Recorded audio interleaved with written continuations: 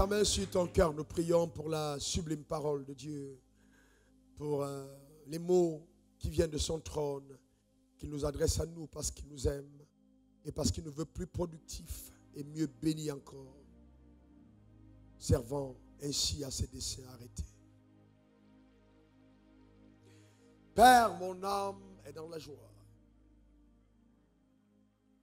Mon cœur t'exalte car je suis témoin de ces choses extraordinaires, de ces miracles rares que tu as accomplis dans la vie de tes saints, de tes enfants. Père, tu nous as aimés le premier. Lorsque nous étions encore rien du tout, lorsque nous étions vautrés dans le péché, et il t'a plu, Éternel, d'envoyer ton Fils mourir à la croix pour nous. Père, donne-moi aujourd'hui l'ouvrier de miséricorde que je suis, la capacité d'enseigner avec droiture la parole de vérité. Et surtout, mon Père et mon Dieu, que toutes les personnes qui m'écoutent en cette saison, quel que soit le lieu, aient accès à la révélation de la vérité. Et qu'ils soient affranchis de la séduction, de l'imposture et de l'arnaque. Au nom suprême de Jésus. Béni sois-tu. Honneur et gloire à toi, Père, Dieu Tout-Puissant. Au nom suprême de Jésus. Accompagne comme de coutume ta parole de divers miracles qui vont enchanter nos cœurs quand nous les entendrons. Au nom suprême de Jésus, nous avons prié. Quelqu'un dise Amen 3 fois. Amen. Amen. Amen. Alléluia. Asseyez-vous comme des rois et des reines. Prenez des notes pour consigner la parole de vérité. Gloire à l'agneau. Amen. Gloire à Jésus. Le thème du message d'aujourd'hui, évocateur. Hein? Le thème c'est foi ou arnaque. Foi ou arnaque. Quand on parle d'arnaque, on parle de tromperie, de vol, même de séduction. Voyez-vous, foi ou arnaque. Nous savons tous, comme je dis, et comme nous avons l'habitude dans cette communauté, cet hôtel, que notre destinée est prophétique, c'est-à-dire, par rapport à notre destinée, sont rattachés des plans divins.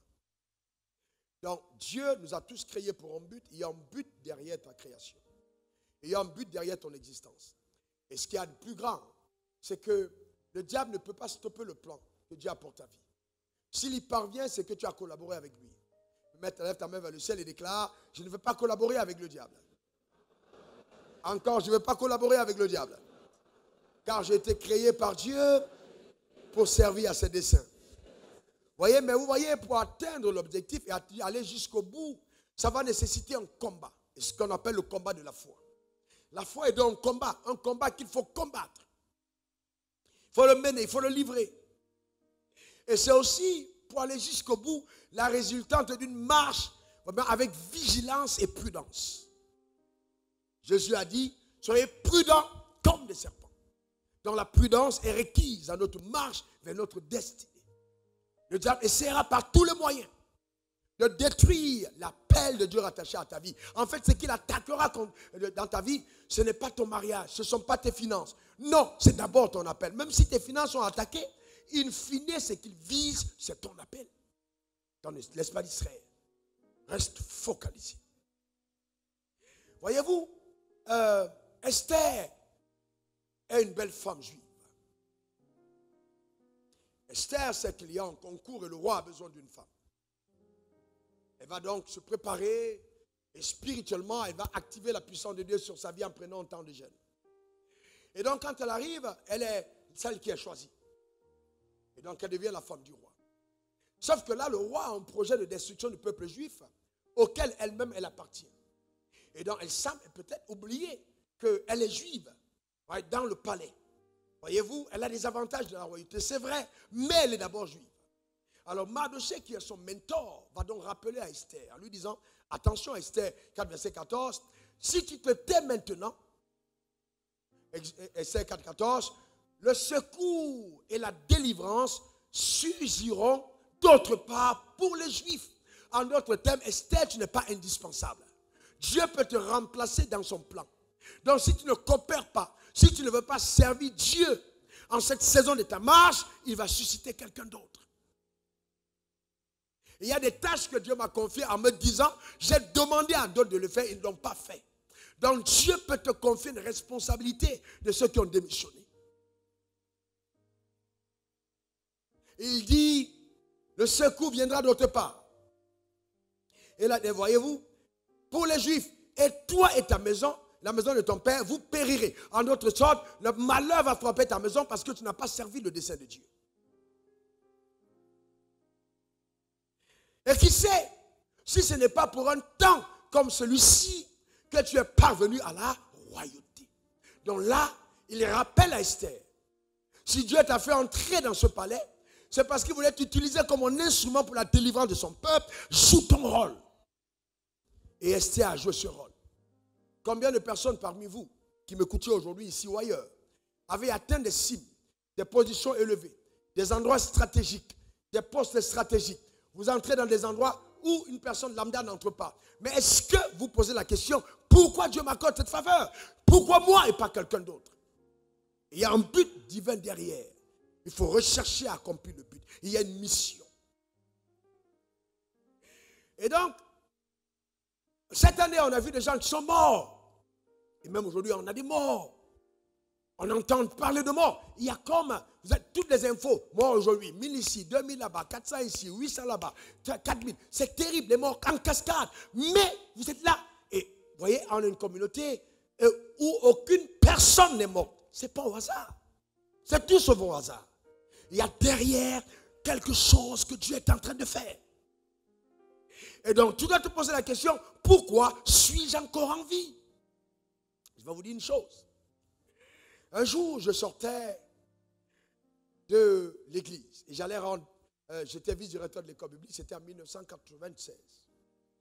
Et donc, j'allais remettre les diplômes en tant que vice-directeur pour la première année où j'allais le faire. Et je sors de l'église pour aller le soir donc à la maison du parti où on allait rendre des diplômes. Et dès que j'entre dans ma chambre, je tombe sous la puissance des ténèbres. Frappé et tombé. Et donc je commence à perdre le sang de la bouche, le sang des oreilles, le sang du nez, le sang de l'anus. Je perds le sang de partout. Et donc en tant qu'homme de foi, je commence à déclarer, je prie, mais je n'ai pas de force. C'est comme si tétanisé. C'est-à-dire je sentais la mort venir. Et là j'ai fait une autre prière. J'ai dit, Seigneur, envoie quelqu'un m'aider. J'étais seul dans mon studio. Envoie quelqu'un m'aider. Ma mère n'était jamais arrivée chez moi. Et pour la première fois, elle va arriver et cogner à ma porte. Mais avant que je fasse cette prière, pendant que le diable m'a dit, tu vas mourir. Et je sentais la mort venir. Il attendait que je dise, ok Seigneur, je te remets mon esprit. J'ai dit, zéro, je ne meurs pas maintenant. Alors, Dieu m'avait dit, tu iras. Vous voyez, j'avais reçu le mandat de partir dans les nations. Et donc, comme j'avais reçu ce mandat, j'étais convaincu que Dieu ne peut pas me donner une mission et je meurs avant de l'accomplir. Donc, le fait que j'avais une mission de Dieu est devenu ma sécurité et ma protection. J'ai dit, Satan, tu mens. J'ai un mandat de Dieu pour prêcher dans les nations. Je ne mourrai pas.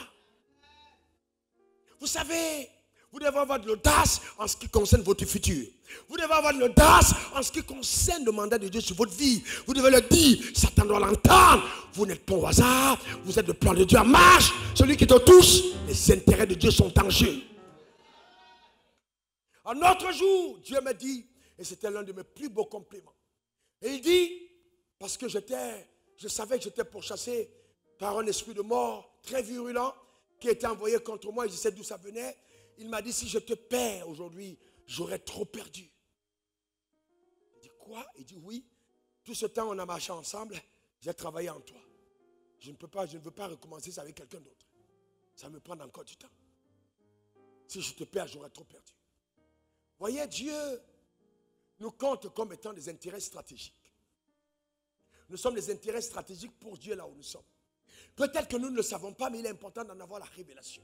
Ces choses m'ont gardé. C'est pourquoi, quelque chose qui arrive, je suis serré. Un autre jour, j'étais au carrefour, de l'autre côté, Zoro, et puis je roule la voiture face à une épreuve terrible, et je vois le soleil se lever. Le soleil me dit, regarde là, je vois. Il me dit, tu as vu ce soleil? Il dit, oui. Il dit, si on peut cacher le soleil de la paume de main, alors on pourra cacher ce que je vais faire avec toi.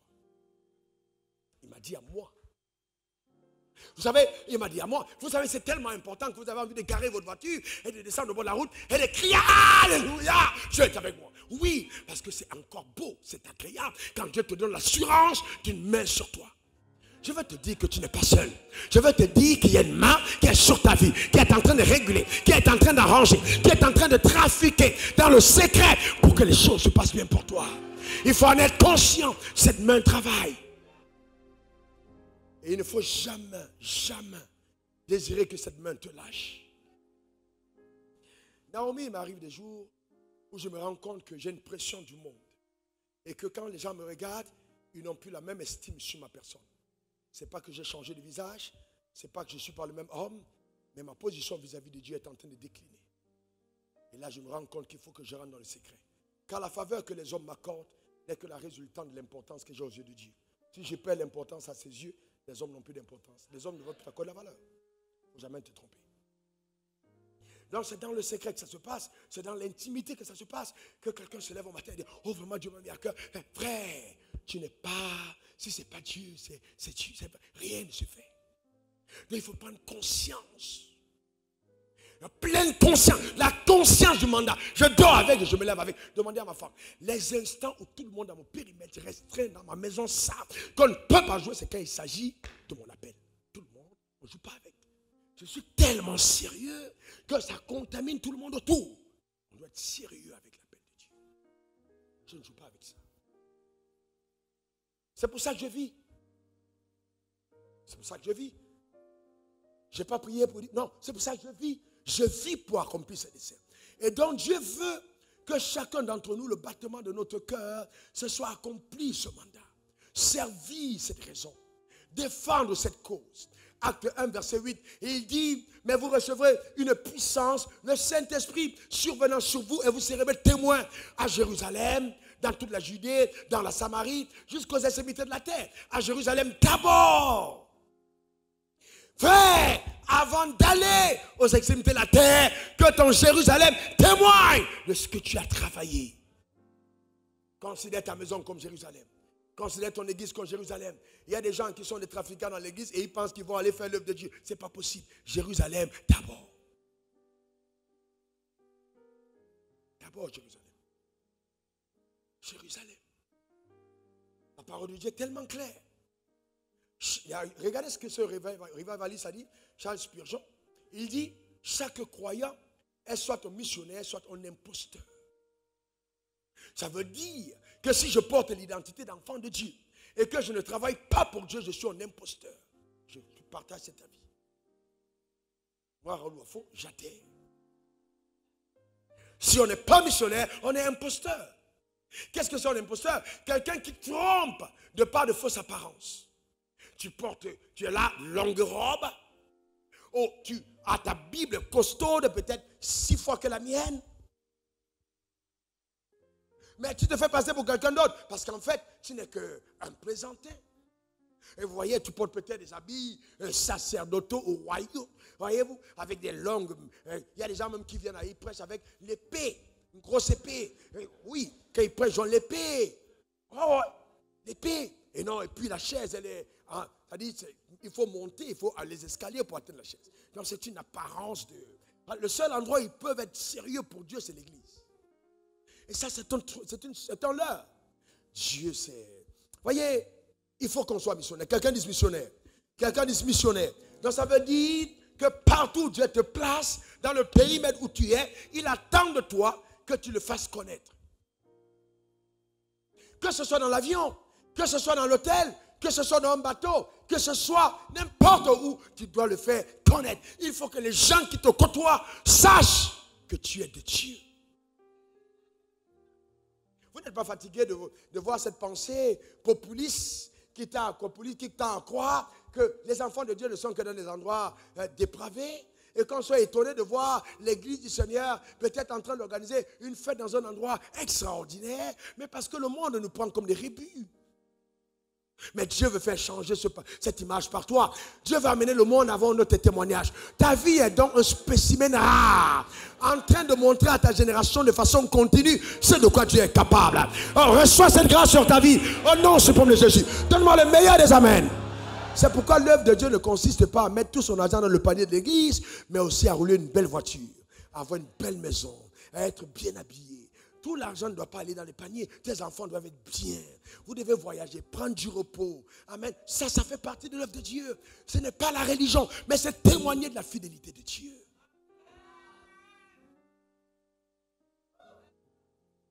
C'est important. C'est très important. Dieu n'a jamais voulu prendre tout ton argent. Celui qui veut prendre tout ton argent, il te dit, on a un arnaqueur. Dieu, la foi ne demande pas tout ce que tu as. La foi demande une partie de tes semences, pas tout. C'est pourquoi, dans les discours d'arnaque que nous avons, les gens entrent dans nos églises riches, ils sortent pauvres. Ils entrent pauvres, ils sortent endettés. Ils sont endettés, ils ont envie de se suicider. Parce que c'est des églises, oui justement, on n'est pas en train de bâtir les gens pour construire un avenir.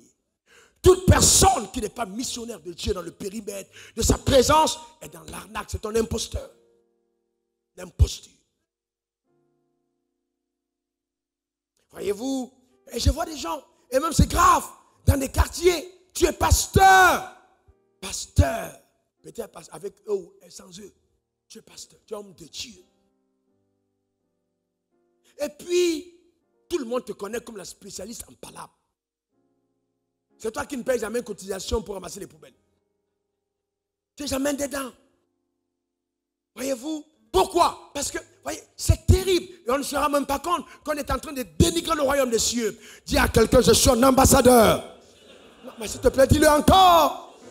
Un ambassadeur doit représenter dignement les valeurs de sa patrie, dont il a reçu l'accréditation.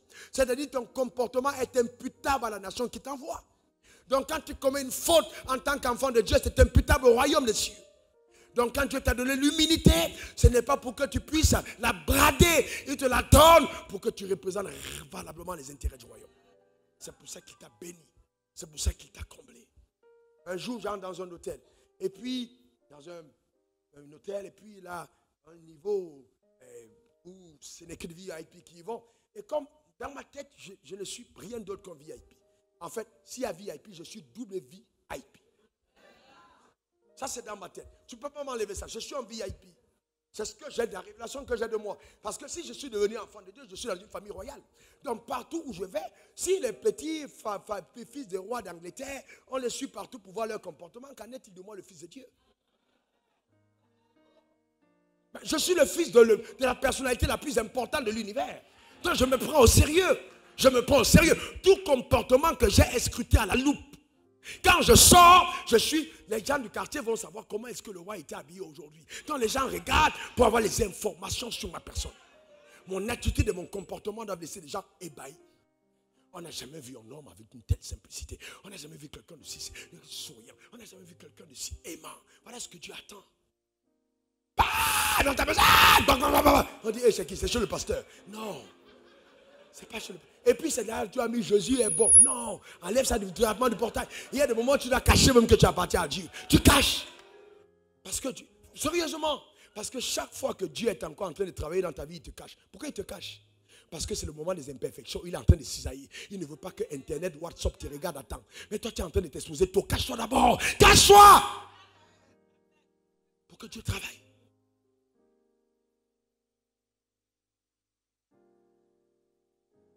Donc, si quelqu'un est en Christ, c'est une nouvelle créature. Les choses anciennes sont passées. Et tout cela vient de Dieu qui nous a réconciliés avec lui par Christ et nous a confié le mandat de la réconciliation. Donc Dieu dit que c'est par toi qu'il supplie aux gens, soyez réconciliés avec moi.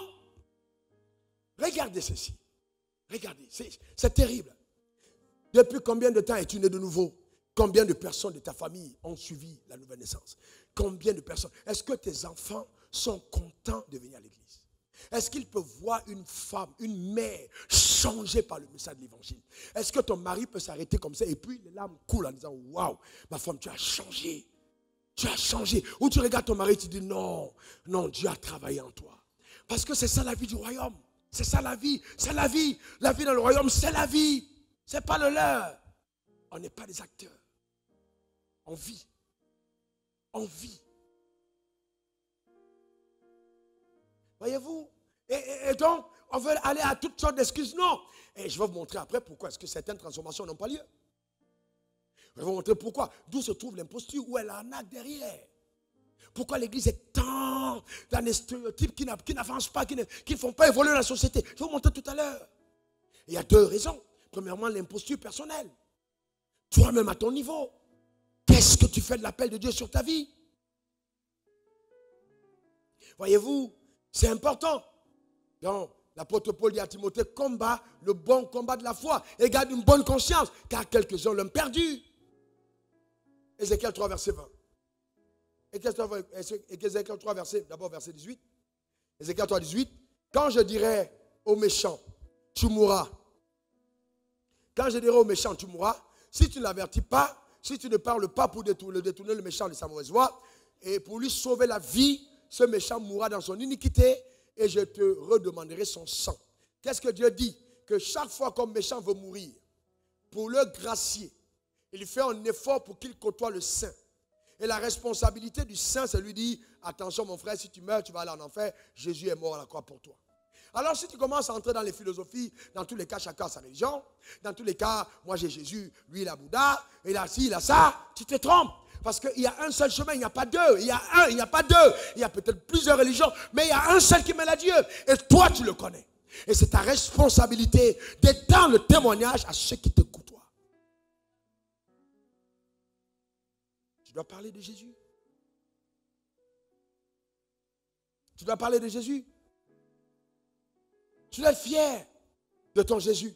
Imaginez que Dieu vous donne un jet privé. Dieu vous établit en autorité. Et que vous dites aux gens, on vient vous servir. Oh, s'il te plaît, est-ce que, voilà, je vais te donner ça, écoute, je vais te donner ça, lis. Jésus a fait ça pour moi. Vous imaginez ce que ça fait comme témoignage? Vous imaginez l'impact? Cette femme, quand j'étais à cet hôtel, et je priais, parce que je parle d'évangile à tout le monde, quel que soit l'endroit. Un jour, j'étais dans un bus, à l'époque de mon époque, avant de mon avant. Le gars était assis à côté, c'est-à-dire, il y a des gars, ils entrent à côté, ils s'asseyent. Toi-même, si tu n'es pas fort mentalement, tu deviens complexé. D'abord, il s'assoit, le type d'odeur qu'il dégage, tu sens que vous n'êtes pas dans le même milieu, c'est un autre niveau. Tu vois même la façon dont la chemise trempe. Tu sais que ce n'est pas froissé, mais c'est un jar. Tu vois, ça coule là sur son corps. Tu vois, mais tu es assis. Maintenant, tu te dis, ah, le gars est juste à côté de toi. Maintenant, on roule. J'ai dit, mais comment je peux faire pour parler à ce gars? Il est allé très imbu de sa personne. Il ouvre un livre, là, il te snob inconsciemment. Il ne te donne même pas la possibilité. Il a un bonjour, très détaché, bonjour. Tu sens la noblesse dans le jour qui te termine à la fin. Tu sens que là, tu as fait un noble. Mais comment tu fais? Alors, il faut trouver la faille. Il ne te calcule plus. Parce qu'il t'a déjà évalué de la tête aux pieds. Il dit, il coûte peut-être 25 000. Il n'y a pas de temps à perdre.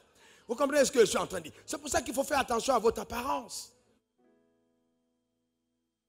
Alors, on roule. Et puis, à un moment, paf, j'ai une inspiration divine. J'ai dit, monsieur, excusez-moi, vous allez bien? Il me dit, oui. J'ai dit, vous voyez, toute cette terre-là, c'est à mon père.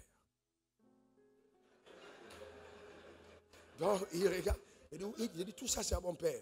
Et puis, on continue. Après, on passe, on traverse une rivière, le bus ralentit, vous voyez où c'est la rivière? Tout ça, c'est à mon père. Après, bon, après, on arrive quelque part, on voit des troupeaux de bœufs, j'ai dit, ça aussi, c'est à mon père. Alors lui, je sens que j'ai touché un point important. Il s'est dit, ah, peut-être c'est un enfant de quelqu'un qui est un peu, mais il se néglige, quoi. Voyez-vous, donc, alors il commence à s'intéresser à moi. Maintenant, c'est moi qui fais le malin. Il commence à me poser la question, mais qui est ton père en question? Donc maintenant, l'intérêt change de camp. Pourquoi? Parce que j'ai présenté mon identité invisible. J'ai commencé à parler d'un père qui est riche, que lui ne connaît pas. Là, l'influence a changé de camp. Et j'ai parlé de la puissance de mon père, des avoirs de mon père. On a des fortunes en Amérique, on a des fortunes ici. Il était tellement blasé qu'il m'a dit, mais dis-moi, qui est ton père? Ah, ça, il a ouvert la porte. Ah non, là. Et là maintenant, j'ai pénétré avec l'évangile. Je lui ai dit, mon Père, c'est Dieu. C'est lui qui m'a racheté. Alléluia. Amen. Pour raccourcir le témoignage, il m'a invité plus tard et sa femme était en larmes en disant, ça fait longtemps que je prie pour mon mari. Je disais, Seigneur, envoie-moi le message. Est-ce que vous vous rendez compte de ce que Dieu peut faire? Dieu est extraordinaire. Extraordinaire. N'ayez pas honte de l'évangile. C'est une puissance de Dieu. N'ayez pas honte. Soyez pas intimidés. Vous comprenez? Parlez de Dieu. Quand vous élevez Dieu, Dieu vous élève. Quand vous parlez de Dieu avec fierté, il fait que les gens vous respectent et vous considèrent. N'ayez pas honte de l'évangile. C'est une puissance de Dieu pour quiconque croit. Je suis devenu ce que je suis parce que j'ai trop fait la prodada de Dieu. Il était obligé de m'élever. Je reprends. J'ai tellement fait la prodada de Dieu que si Dieu me laissait pauvre, il devait avoir honte. J'ai tellement parlé de sa bonté. J'ai tellement témoigné de ses promesses. J'ai tellement crié aux gens qu'il est bon, qu'il a dit, Joe, accélérons avec ce gars. Il est tellement en train de parler de nous. Mais qu'est-ce qu'on fait? Un Gabriel, descendez vite. Bénissez Wafo là. Comble le vide. Il a besoin de quoi? Donnez-lui une voiture. C'est quoi qui va enlever la 505 qui roule là? Une vieille voiture. Donnez-lui une voiture neuve. Dieu commence à se préoccuper de tes soucis. Il commence à se préoccuper de ses soucis. Parce qu'il est tellement fier de toi. De ce que tu fais. Tu parles tellement de lui. Quand ce jour, cette femme est venue, elle était de service. Je me suis attardé sur sa personne. J'ai serré sa main. J'ai eu une parole de connaissance sur elle. J'ai commencé à lui parler. Mais je ne lui ai pas dit Jésus. Et puis quand je suis parti à aller dire aux gens, mais qui est cet homme-là? Il est différent de ceux qui viennent ici. Voilà ce qu'il m'a dit. On a dit, ah, tu ne le connais pas? C'est le pasteur Wafo. C'est le pasteur Wafo. Ah, quand tu fais la prodada de Dieu, il fait ton acte à la cour. Est-ce que quelqu'un comprend ça? Lui-même, il parle de toi. Je déclare une saison d'un témoignage extraordinaire. Donne-moi le meilleur des amens. Ta manière de dire amen m'embête. Dis-le encore. Amen. Amen. Et c'est la femme elle-même qui après est venue me raconter en présence d'un de mes fils. Elle dit oui. J'étais étonné, je l'ai vu là-bas et je me disais qu'un pasteur ne peut pas être ici. Alors j'ai commencé à parler à la dame. J'ai dit, tu pries dans quelle église? Qui est ton pasteur? Change de mentalité. Qui t'a dit qu'un pasteur ne peut pas être là? C'est Dieu qui tient la vie. Dieu nous a suscité à la fin des temps comme étant l'antithèse visible des mensonges de la religion. Je vous dis, j'ai dit l'antithèse visible. C'est-à-dire les gens ne vont plus être là pour dire les sorciers, non. On va dire, il y a une espèce de gars là. Ces gens-là, quand ils parlent, ils sont terribles. Ce qui arrive à leur vie, il y avait une, elle était ma voisine, mais ce que j'ai vu, non, Dieu est grand. Les gens vont commencer à témoigner de ton Dieu, à parler de la splendeur de ce que Dieu est capable de faire à cause de ton témoignage. Donne-moi le meilleur des amens. Dis encore amen. Mais avertis le méchant. Dieu n'a pas dit gagne-les, il dit avertis-les. Et moi, je vais faire le reste. C'est pas toi. Oh non, j'ai parlé, ils ne sont pas convertis. Laisse. Laisse. C'est une sémence, ça va finir par grandir. Avertis-les. Avertis le méchant. Avertis celui qui se perd. Parle de Jésus. Est-ce que vous savez que c'est tellement élégant d'être stable et puis de dire Dieu est bon. Que si tu le dis sans être stable, Dieu te rendra stable pour que ce soit bon à entendre. Le témoignage de Dieu dans la bouche d'un riche est trop doux. C'est pour ça que quand tu commences à trop parler de Dieu avec une bouche pauvre, il t'enrichit. Je vous dis, c'est une clé en or. Parce qu'il ne veut pas que tu continues. Et puis on va dire, mais ton Dieu, s'il était pour toi, là, qu'est-ce qu'il a fait dans ta vie? Attends, je te dis, tu parles de Dieu, tu es soigné avec Dieu.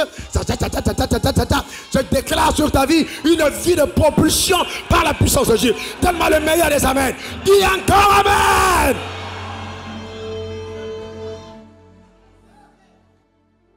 Et puis, ce qui est doux dans tout ça, c'est que quand tu meurs, Joe, tu vas au ciel. Tu vas au ciel. La différence entre un riche du royaume et un riche de la rue, c'est que le riche de la rue va brûler après, mais toi tu es dans la clim éternelle, dans la gloire royale. Est-ce que quelqu'un comprend? Tu as commencé à t'exercer au tapis rouge et tu termines avec au sol c'est de l'or, au bord c'est des diamants, après c'est du chrysolite, après c'est... C'est-à-dire tu vas caler de gloire en gloire jusqu'à la fin. Il faut faire attention, tout est climatisé chez toi. Et tu vas aller en enfer. C'est dangereux. Hein? Parce que tu n'es plus habitué à la chaleur. Mais là-bas, c'est le feu. Donc ne perdons pas la conscience de l'éternité. Et nous devons aussi avertir nos propres frères. Il y a des gens qui rétrogradent et c'est terrible. Ils ont connu Christ et à un certain moment, à cause du mariage, ma soeur, mariage. Tu laisses l'église pour aller épouser un païen. Tu n'as pas honte? Mariage. Petit mariage là. Il faut voir comment les femmes sont engagées dedans. Oh, reçois le son de mariage. Amen. Je reçois. Hey, donc là, tu sens l'énergie. Amen. Souvent, c'est même pas une énergie d'une Amen. Alléluia. Et donc, les gens, sachant que c'est ton point faible, à chaque culte, on lâche la même parole. Et tu dis Amen. Et tu fais ta même sémence. Et tu ne te rends même pas compte que tu fais 15 ans à dire Amen pour le même sujet.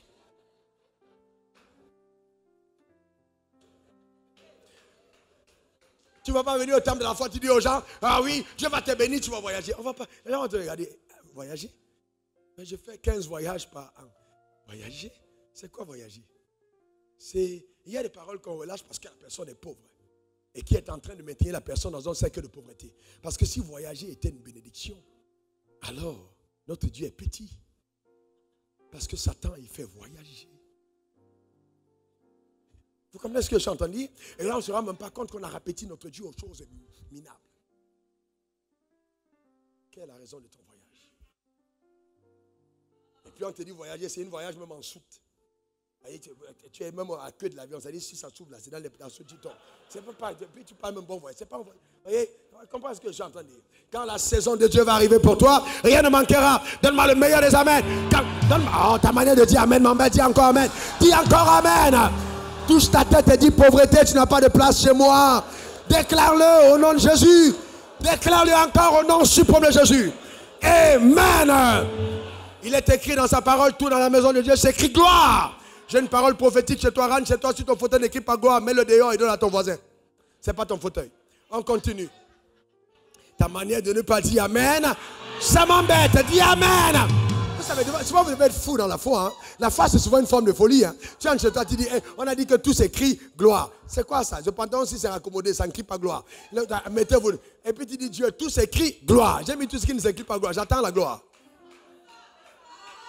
J'attends la gloire. Hey, hey, j'attends la gloire. Quelqu'un dit amen. Dis encore amen. Un païen qui veut t'épouser, c'est un prophète qui t'annonce que ton mari arrive.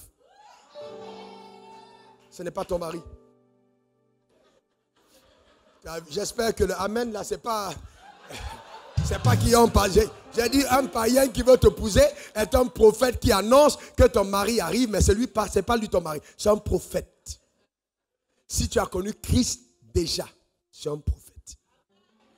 Maintenant, il peut arriver que dans un moment, on n'a peut-être pas discerné et on est entré dans une alliance. Par la miséricorde, Dieu va transformer les choses et donner à notre famille d'être stable parce que nous l'aimons. Quand nous aimons Dieu, il corrige nos erreurs. Il rectifie nos fautes. Là où on devait se dire amen, il fait concourir à notre bien. Même les erreurs commises à notre marche parce que nous l'aimons. Allez demander à David. David aimait tellement Dieu que quand il a pris la femme d'Uri, il a pleuré, il a jeûné pour que l'enfant vive. Dieu a dit non, il va mourir. Après il dit prends la femme là pour femme. Il a épousé la femme et c'est de cette même femme qu'est né Salomon. Dieu est tellement grand qu'il n'y a aucune erreur de ta vie qui soit assez éloquente pour falsifier son plan. Aussi longtemps que tu l'aimes, aussi longtemps que tu es repentant, aussi longtemps que tu es attaché à lui, je te garantis qu'il fera concourir toutes choses à ton bien. Dis encore amen. Alléluia. Et souvent nous vivons des choses pour que ce soit une école pour d'autres. Souvent nous vivons des choses pour que ce soit une école pour d'autres. Et c'est ce que Dieu fait.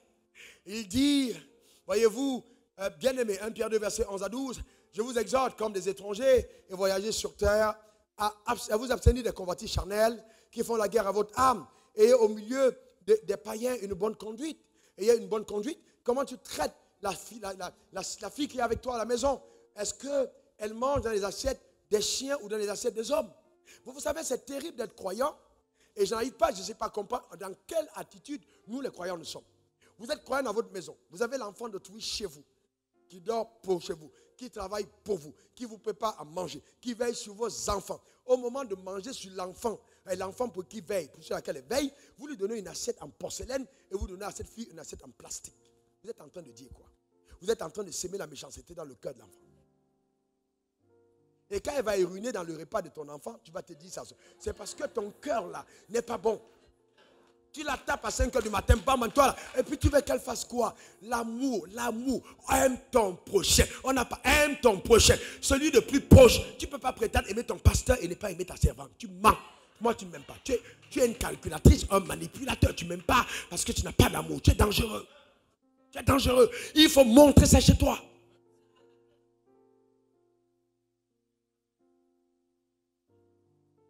Donc, la Bible dit à cause de notre conduite, c'est-à-dire les gens te voient vivre. Ils sont tellement bénis qu'ils disent, grand frère, tu es où tu pries? Mais grande soeur, je peux t'accompagner? Ma tante, on va ensemble, je veux aller aussi à l'église. C'est-à-dire, ça émerveille quoi. Ils sont étonnés, mais attends, c'est pas possible. Mais attends, ils sont émerveillés. Vous savez que les enfants de la rue, un jour j'arrive à Radio Nostalgie, et il y a un jeune homme de la rue, je remarque, qui est toujours en train d'admirer la Porsche que je conduisais à l'époque, décapotable, il vient, il s'extasie derrière. Et puis un jour je m'arrête, et puis je cause avec lui, je m'assieds, et puis il est étonné d'abord, il cause. J'ai dit, j'arrive, je vais à la radio, je redescends, j'ai dit, qu'est-ce que tu fais? J'ai dit, monte. Et puis il monte, et je lui raconte l'histoire, comment j'ai dormi à la Gastif, que ça c'est Dieu qui m'a donné. J'ai dit, et puis à la fin, il a donné sa vie au Seigneur. Oui, je l'ai pris dans ma voiture. Il y en a même qui sont venus ici à l'église. Mais vous ne pouvez pas, vous étiez dans la poussière. Vous voyez quelqu'un dans la poussière, vous l'éclaboussez pour rap, et vous faites le malin. Tu vas descendre, tu vas tomber. Il faut comprendre que Dieu t'a béni pour servir de témoignage, pour témoigner de la fidélité de sa grandeur. C'est important. Il faut faire attention. De façon que quand le Dieu va visiter ces personnes, qui n'est rien à redire. Rien à redire. Qui n'est rien à redire. Amène l'évangile là où ça n'arrive pas. Amène l'évangile là où tu sais que les gens n'entrent pas. Oui, si tu dis je vais dormir dans un 15 étoiles, vas-y parce que tu te dis il faut que là-bas, les servants de cet hôtel-là aient aussi l'évangile. Parce que généralement les croyants aiment les choses moins chères. Et ça leur coûte cher après. Donc c'est important. Dis, j'ai la mentalité renouvelée. Déclare-le, j'ai la mentalité renouvelée. Confesse, j'ai la mentalité renouvelée. Confesse, j'ai la mentalité renouvelée. Déclare-le, j'ai la mentalité renouvelée. Le royaume des cieux apporte la révolution.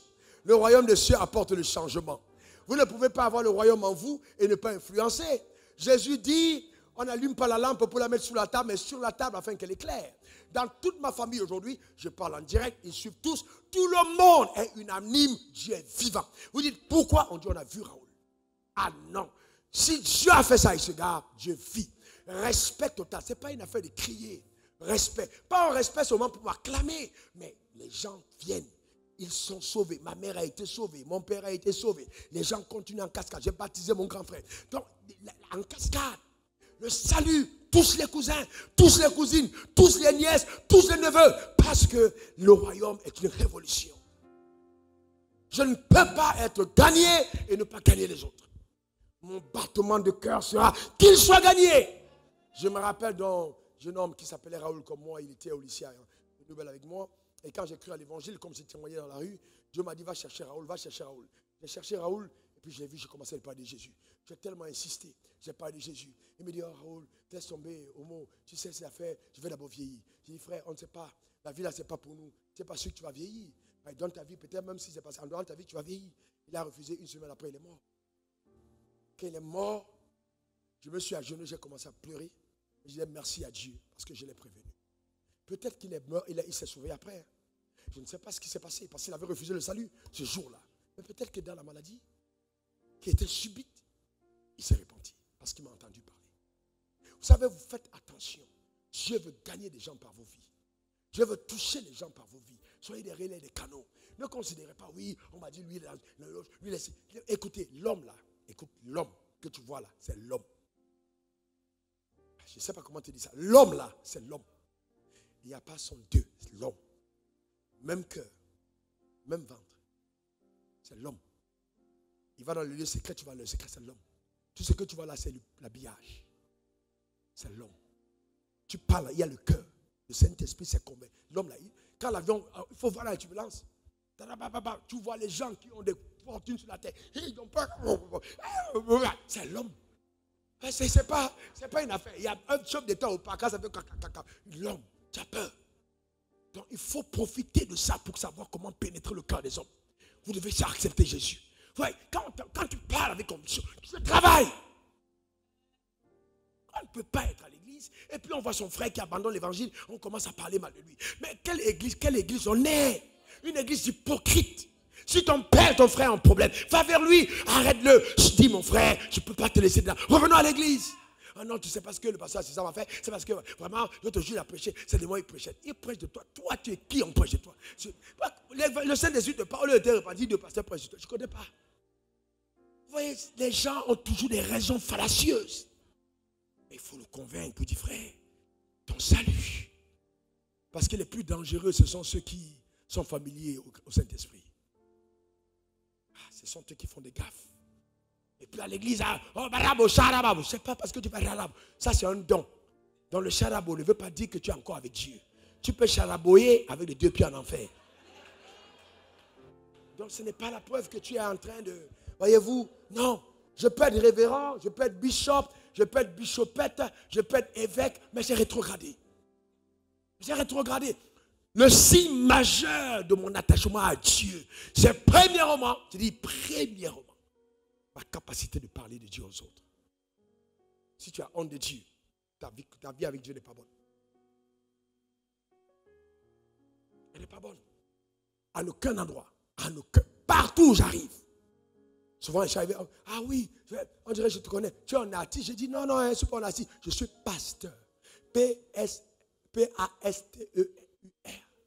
Mais quand tu me demandes maintenant qu'est-ce que tu fais dans la vie, si tu ne m'as pas aidé, pasteur, je t'amène d'abord dans une autre phase. Quand je vois ton style, je peux commencer à te dire, je travaille dans l'embellissement des destinées.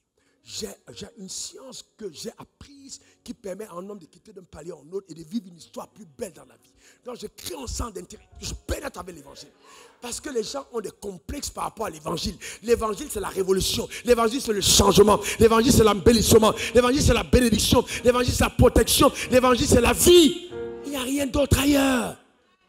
Les parents de l'évangile.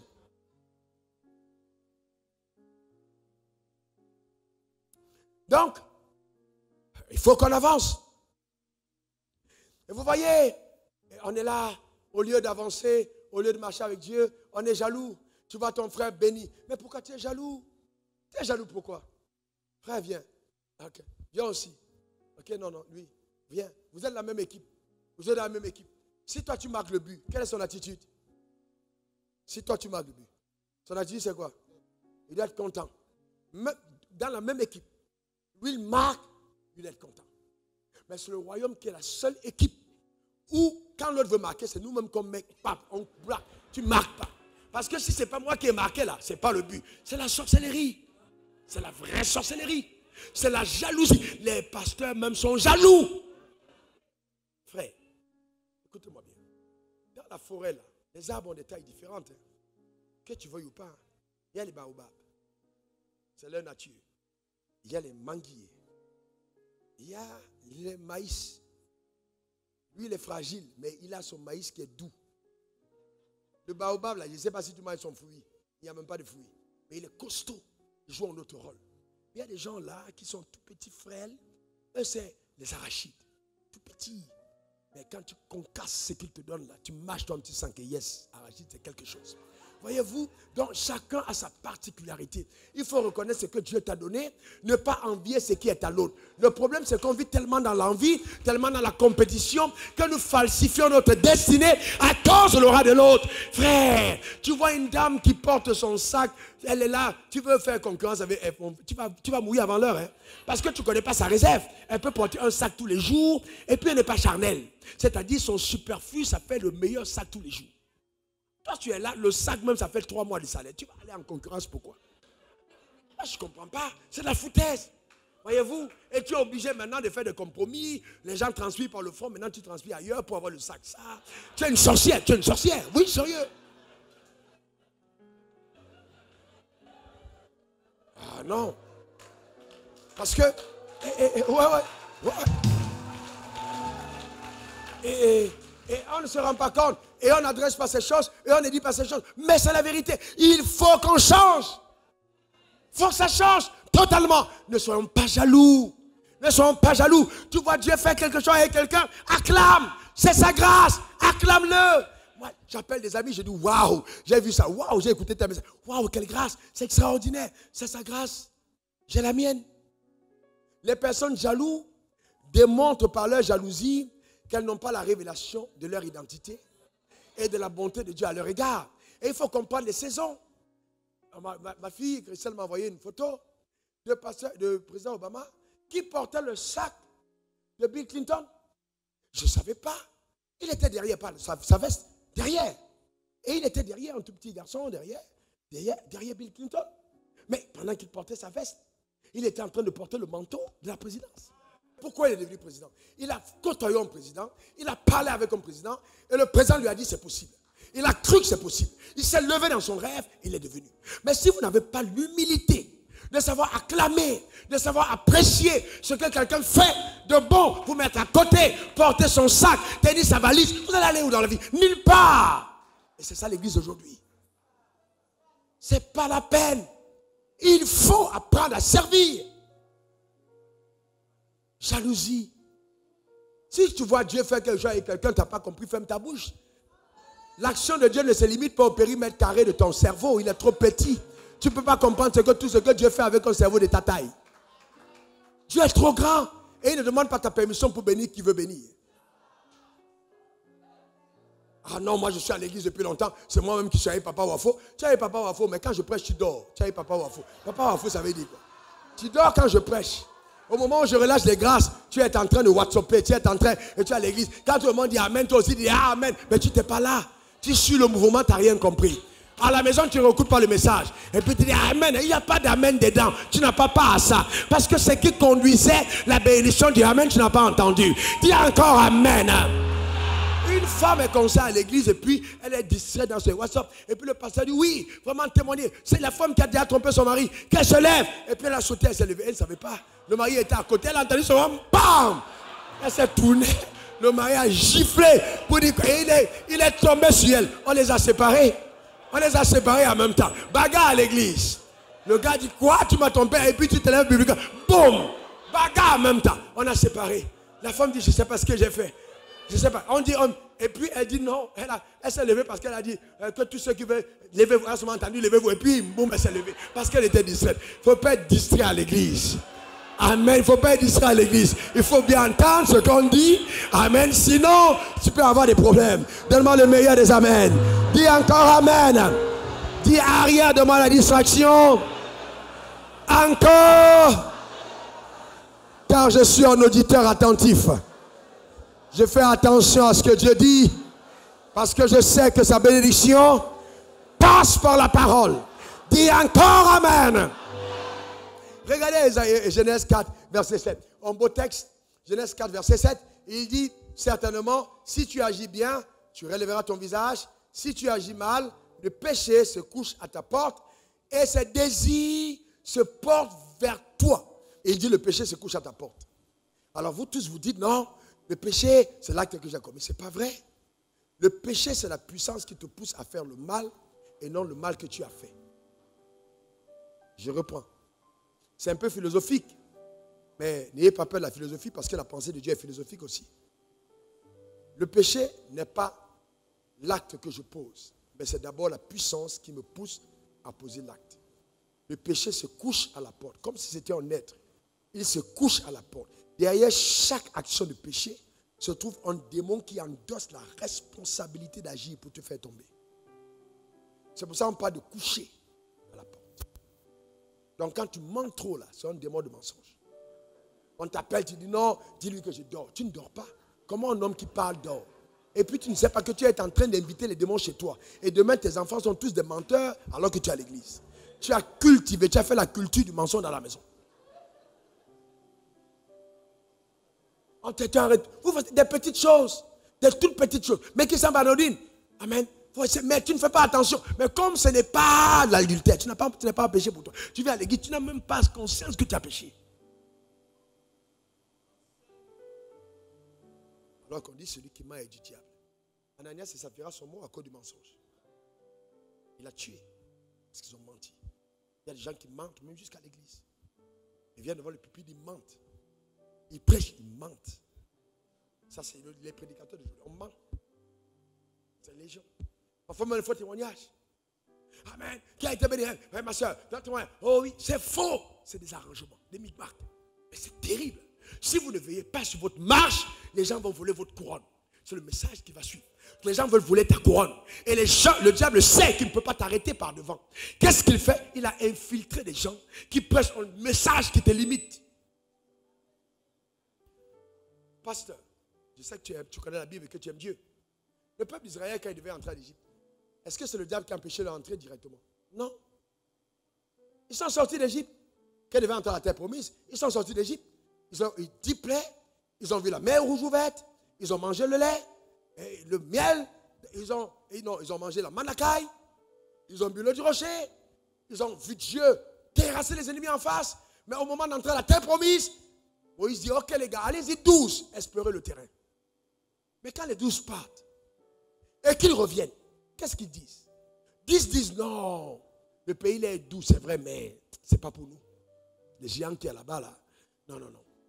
Et puis, 2 disent, c'est bon, si Dieu est avec nous, on va y aller.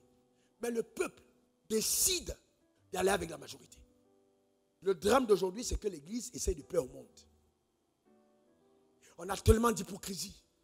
Les gens se cachent. Ils prêchent que la bénédiction n'est pas bonne. Mais si tu leur donnes une petite offrande, ils se fâchent. L'hypocrisie. L'hypocrisie. Vous savez, et puis on vient là, oui, vraiment, c'est pas normal que les gens fassent ça. Est-ce que c'est normal? Si tu es un chrétien, tu n'as pas payé faire un séminaire payant, c'est pas normal. Mais lui-même, quand tu voyages, tu viens là, tu payes le billet d'avion, tu ne te plains pas.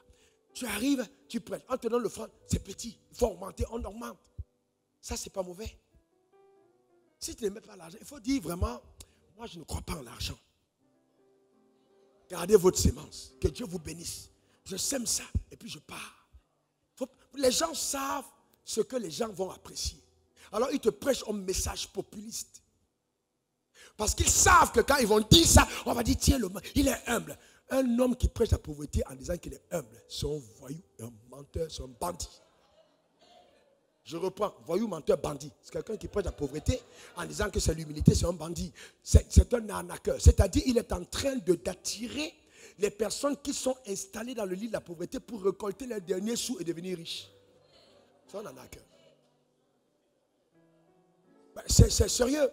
Et c'est ça que, et principalement les Noirs, on aime ça. On aime ça. Qu'on te fasse rêvasser simplement. Allez, amen. Mais comment ça va se poser la question? Pasteur, tu as prophétisé, mais on fait comment maintenant? Qu'est-ce que j'ai à faire? Ce pays est prenable. Ce pays est prenable. Tu peux prendre ce pays. Frère, la semaine prochaine, je parle de ça. Comment est-ce qu'on a eu des poissons qu'on a rejetés en mer? Parce qu'on a dit que non, c'était trop gros pour nous. Jusqu'où Dieu peut faire des choses incroyables. Petit, écoute-moi bien. Quand je suis allé la première fois, je ne vais pas citer le pays, parce qu'on va savoir de quel pasteur il s'agit. Quand je ne vais pas citer le pays, je suis arrivé. Le pasteur m'a accueilli, il m'a aimé. Il m'a tenu la main. Il m'a dit un jour, on va manger. On allait s'asseoir, on a mangé. On a payé 200 et puis c'est 2000. Je l'ai maudit la nuit. Dieu est mon témoin vivant. Je me suis repenti. Donc si tu penses ça pour m'attaquer, c'est ton problème. Moi, j'ai changé. Donc je l'ai maudit la nuit. J'ai dit, c'est pas normal. Et je disais à Dieu, comment tu peux confier l'argent à des gens comme ça? 200 000 pour manger à midi. Mais je touchais 15 000. Donc quand j'ai vu 200 000, j'ai dit, mais il est fou. Comment il dépasse 200 000? Mais c'était mon niveau. Vous savez, oh non, que Dieu délivre certaines personnes. Que Dieu te délivre. Donne-moi le meilleur des amens. Que Dieu te délivre. Frères et sœurs, Dieu te délivre. Comment tu peux te plaindre pour quelqu'un qui a apporté une montre de 10 000 euros? 10 000 euros, c'est rien. C'est quoi ça, 10 000 euros? Par rapport à Dieu. Par rapport à ton rapport, c'est beaucoup, mais Dieu, c'est rien. Ne voyez jamais les choses en fonction de vous. Voyez en fonction de lui. Il est grand. Après, quand j'ai réalisé que je m'étais trompé, j'ai eu tellement honte de moi-même. J'ai dit, waouh, Ce gars était en train de m'initier à m'asseoir dans de bons restaurants. Mais moi, j'étais habitué au truc de me marier ici. Où je paye 150, 250. Quelqu'un paye 200 000. J'ai bien envie de dire, donne-moi ça. Vous comprenez? C'est de là où on vient. On vient de là. C'est de là où je sors de là. Ici à Abidjan. Entre coucher. Comme ça, on est là. On se tourne d'eau. Tu tournes d'eau. Tu manges. C'est-à-dire le lait, caillé. Et puis tu as vraiment le ventre qui te sort de ces trucs incroyables parce que tu manges mal. Mais c'est ton niveau. Quelqu'un t'amène manger bien. Entrée, nourriture, dessert. Tu le maudis. Mais ce n'est pas sérieux. Et c'est comme ça que beaucoup d'entre vous maudissez les prophètes que Dieu envoie dans votre vie pour vous amener à un autre niveau. Appréciez les choses différentes que vous voyez. Admirez-les. Appréciez Dieu pour ce qu'il fait avec les autres. Ne soyez pas jaloux. Dieu te conduira à ce qui est à toi. Dieu fera de toi le spécimen unique. Dieu t'amènera à une autre dimension. N'aie pas peur. Le pays que tu vois est vaste et grand. Mais Dieu est tellement grand qu'il ne donne pas de petites choses. Ce n'est pas un cadeau de ton grand-père, c'est un cadeau de Dieu. Ton grand-père peut te donner une queue en héritage, mais Dieu ne fait pas ça. Ou une dette. C'est Dieu. C'est Dieu. Je dis, c'est Dieu à ton voisin. Mais c'est Dieu. Mais dis-le, c'est Dieu. Mais c'est Dieu, frère. C'est Dieu. Nous sommes hérités de ce Dieu. Donc arrêtons l'arnaque. Ne faisons pas croire aux gens des choses fausses, alors que nous savons que c'est faux. Tromper les gens. Disons la vérité. Ah non, si les gens savent que j'habite une grande maison, qu'est-ce qu'ils vont penser? Donc va habiter une petite maison. Pourquoi tu mens? Les gens ne doivent pas savoir où tu dors, parce que tu as peur de qu'est-ce qu'on va dire. Si tu as peur, c'est que l'argent là, tu as pris ça dans quelque part où il ne fallait pas prendre. Dieu t'a béni. Dieu ne bénit jamais secrètement. Jamais. Chaque fois que Dieu veut te bénir, là, il te prend, il te lève, il t'amène. Oh, c'est quand tout le monde est les yeux cheveux, bam! Il dit voilà ce que j'ai fait. Parce que tout ce qu'il cache là, tout ce qu'on cache, ce n'est pas Dieu. Dieu expose. As-tu vu mon serviteur Job? Job s'est caché, mais Dieu dit, il est temps pour moi de te montrer. Car il faut qu'on sache, il appelle Satan. Il dit, viens voir, c'est Job. C'est moi, mon œuvre, c'est Job. C'est mon gars. C'est mon gars, Job. Je vois Dieu te regarder ici à Abidjan, c'est mon gars. Te regarder à New York, c'est mon gars. Te regarder à Net, c'est mon gars. Te regarder, c'est ma fille, c'est elle, c'est moi-même qui l'ai faite. Hey, man. J'ai envie de me faire un t-shirt fabriqué par Dieu. Je suis une œuvre divine. Il faut que je fasse ça. C'est incroyable. Dieu est grand. Dans le secret, il fait des choses pour te travailler, pour te cacher. Mon petit, Dieu est encore en train de travailler en toi. Donc il y a des choses qu'il ne va pas faire avec toi maintenant.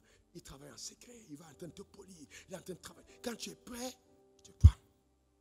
Il dit, bon, maintenant que j'ai terminé, je vais vous montrer quelque chose. Et il te met en public. Et là, la rampe, un jour je priais, Dieu m'a montré la rampe, la lumière chez toi.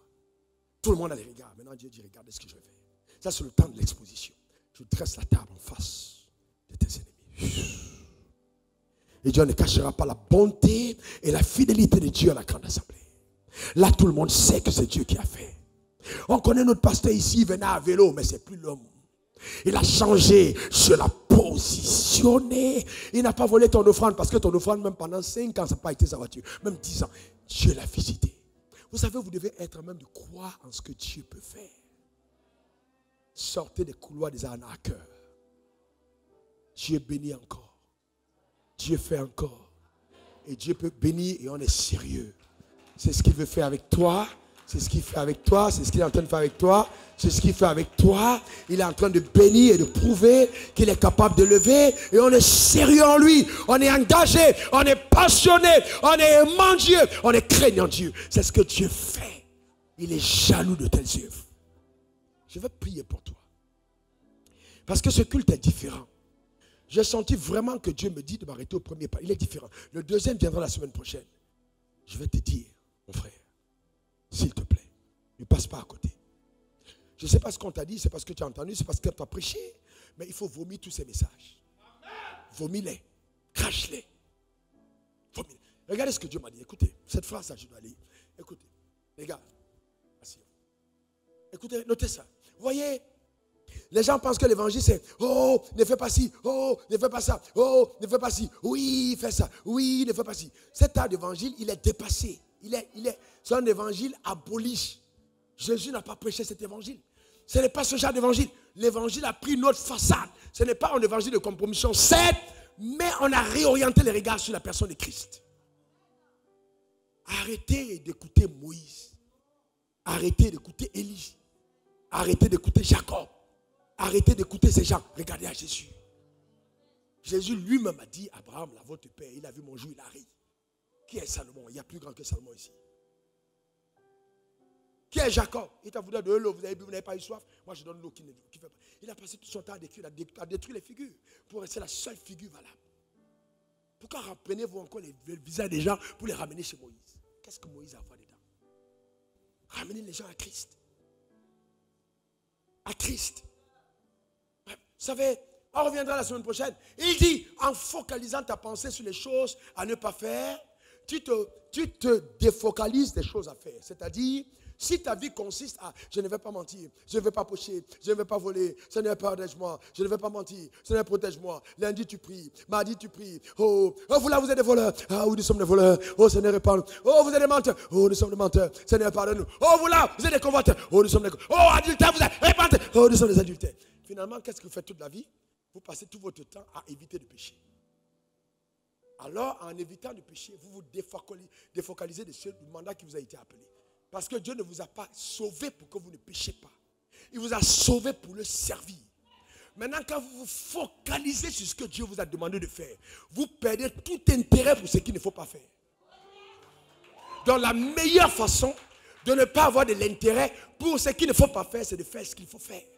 Dans l'humilité que tu as, quand tu sers Dieu dans ton couloir, tu n'as pas le temps. Tu as quel temps? Quel temps? Même si elle veut t'inviter, tu n'as pas le temps. Tu es occupé. Tu n'as pas. Donc la grâce qu'il y a fait que tu es occupé, tu travailles. Mais tu es tellement occupé qu'il n'y a pas le temps. Tu ne peux pas mentir parce que tu es trop occupé. Tu le connais tellement que vraiment, tu te rends compte que ce que tu faisais hier, c'était rien. Mais si tu passes ton temps à dire, il faut que je ne mente pas, il faut que je ne mente pas. Oh, oh, esprit de mensonge, je te lis. Pendant 5 ans, c'est l'arnaque. On a volé le temps de ta productivité. Le matin, on va à l'église. Les églises, les sont fermées. Dieu est méchant et mauvais. Chaque fois qu'on parle, il va frapper. Dieu va vous frapper. Et c'est quel Dieu là que tu es en train de frapper? C'est quoi ça? Jamais il n'est calme et doux. Frapper, le feu va descendre. Vous allez être puni. Vous allez vivre. Et finalement, les gens ont peur. Dieu devient en peur. Vous n'avez pas vu des chefs de famille viennent comme ça, tous les enfants fuient. Ils sont torsionnés. Quand il arrive à la maison, les enfants n'aiment pas sa présence. Dès qu'il vient, papa, reviens, papa. Le bon père, là, les enfants courent, papa, dans les bras. Et puis souvent, ils se jettent même laver la saleté. Oh, ma chérie, tes mains sont sales. Papa, sans se soucier, parce que c'est son père. Il y a des femmes qui rient, qui sont heureuses, quand le mari voyage. Dès que le mari revient. Amen.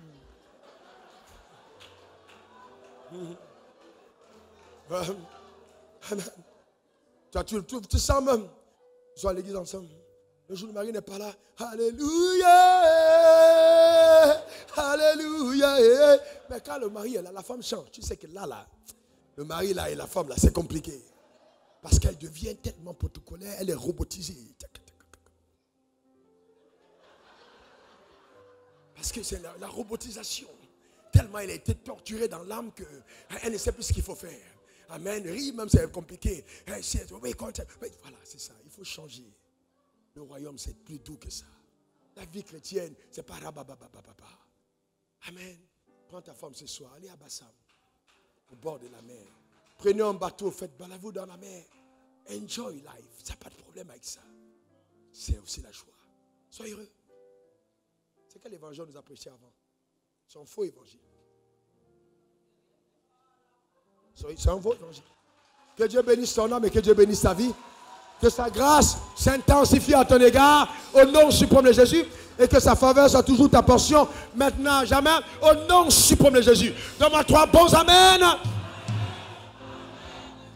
Déclare après moi, personne ne va arnaquer ma destinée. Car ma vie est entre les mains de Dieu. Je servirai mon Dieu avec les buts et les plans qu'il a arrêtés me concernant. Ma vie est un témoignage éloquent de sa grandeur. Je témoignerai, je parlerai de lui, j'annoncerai à mes semblables que ce que je suis, je ne suis pas Christ. Je ferai attention à qui je prête mes oreilles. Je n'écouterai plus n'importe qui. Je ne prêterai pas attention à n'importe quel message. Je jugerai ce que j'accepte comme vrai, car je connais la boussole, je connais la parole, je connais la vérité. Au nom suprême de Jésus, 3 bons amen. Que Dieu te garde et que Dieu bénisse ta vie.